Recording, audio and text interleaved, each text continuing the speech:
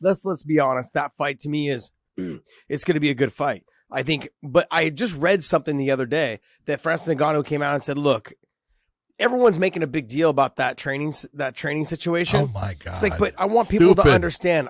I remember. He's like, and I know, and he goes, and he knows what really happened on that day. So when we're having that conversation, I keep going back to the Allen Iverson quote because, man, we're talking about practice. Now, there's a lot of things that could have happened. And I've said this several times. When I have been in training, right, when just myself, is I could spar with, and I said this about the Jermaine Durand to me a long time ago. I was getting ready for Gilbert. I think it was the third fight. And I was exhausted. It was round 5. I'd gone 2 rounds, I think, with Khabib, 2 rounds with Islam, and I had 1 round with. They brought in Jermaine as a stand-up person just to kind of move around and stick and move on me. And she fucking spinning back kicked me right in the face, almost knocked me out.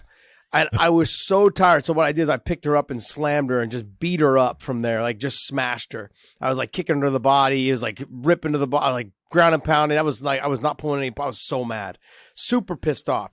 But there's been times where I mean, like this is a classic case. You've gone 4 hard rounds with top level competition, and then you bring in someone who shouldn't be at your level and isn't not at your level, but you're exhausted and that you're not the same person. The same thing goes. I've traveled all around the world and grappled with people that were smaller than me. They weren't as good as me, but guess what? They've managed to catch you in a submission. Things. You let them do things, and you let them do things. But there's also been people that have come out and they've caught you. It's okay. You've learned from that lesson now.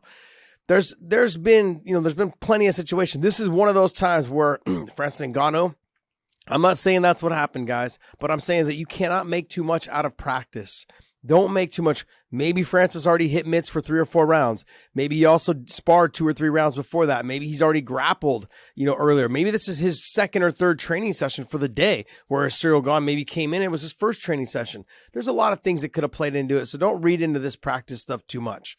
That being said, stylistically, Ciryl Gane is a nightmare matchup for Francis Ngannou. And I don't know if you agree. Do you agree with me or not?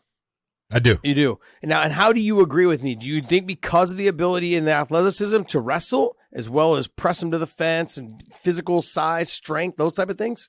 No, I don't. I don't think his wrestling is that good.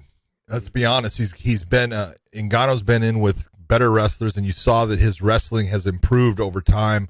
His time with Extreme Couture, they've done a great job of getting him to understand how to anti-wrestle at times and how to put pressure. Then you see, instead of just backing off, he was, when he was going against Stipe, didn't back off, actually came around the backside to the hips and started landing shots.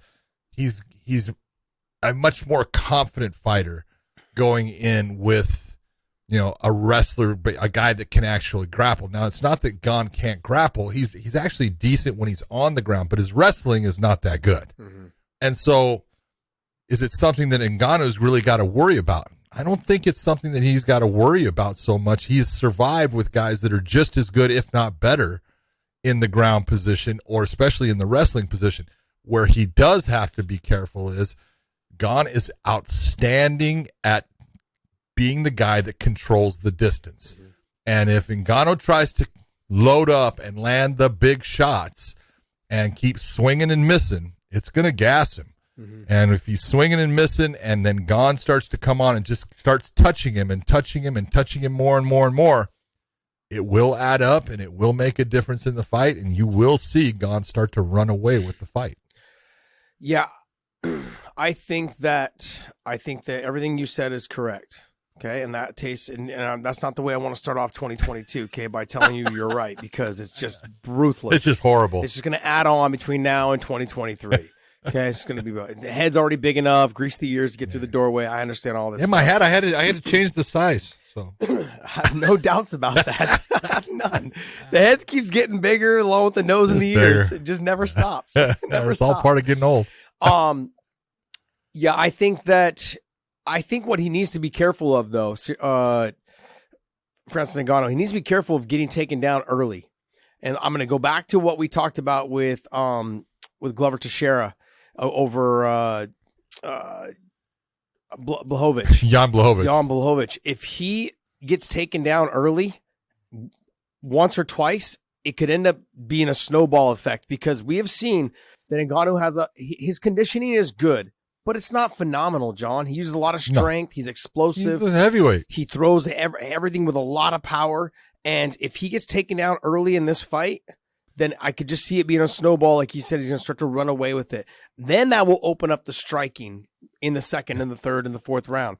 But I think if he presses Ngannou for a takedown and presses him to the fence, is able to continue to make him work and take him down and make him get back up and carry that body weight. The one thing that Gane is I feel like athleticism in a younger body is favoring him. Now, I'm not saying that Ngannou is not an athlete. We can't deny that he's a freaking athlete. Okay, there's just no way of denying that. But youth is on the side of Ciryl Gane, and when you're talking about the mobility, the activity, I think the conditioning of the size of his body, I think that's going to favor Gane, especially as the fight goes on. So I think he's got to be very cautious. I think Ngannou's going to be very cautious of losing those takedowns early in the fight. If he can make him work super hard for those takedowns to the point where now it's easy for me to touch you, then I think Ngannou's got a good chance. But if he loses a takedown or two, I think Gane's going to start to snowball effect and just run away with the fight. Well, first off, I know Gane is younger. I'm not sure exactly. It's a couple of years. It's not that much. Yeah, I think it's, what is he, 31? Yeah, I think Ngannou's like 35. Might be 34. Oh, he's 38, he's 31. Ciryl Gane's 31. Ciryl Gane's 31. And Francis is 30. No, there's no way Ngannou's 38. 35. No, he's 35. Okay. Yep. So, they're very close in age. The big difference, if you're taking a look at it, they have fought the same guys, and you can look and say, well, look, Gane beat, Derek Lewis, put him out in the fight where, Ngannou lost a decision to him in the worst, probably the second worst UFC fight of all time. It was horrible. But, yeah, that's MMA math, and that's like taking a look at the training that you saw and taking a look at that tape and believing that really means something. It means nothing. Yeah.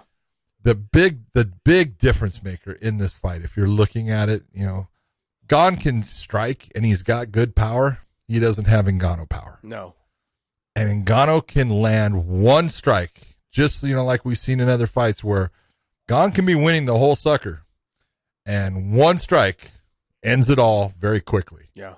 And, you can go and take a look at Ciryl Gane and say, well, he's fought in guys like Rosenstruck, who he went the distance with, but Ngannou got rid of, in seconds. Yeah. Let's just be honest. So that's where the math doesn't work. You've got to look at and say, what is it style-wise that makes it to where Ciryl Gane can win? What is it that style-wise makes it to where Francis Ngannou can win? And I truly believe if Ciryl Gane isn't able to keep Francis towards his back foot and stepping away or trying to follow instead of head off, he's got to cut off the footwork. He's got to cut off where that angle's at. If he doesn't do those things and he starts to follow Gane, you're going to see Gane running away with it.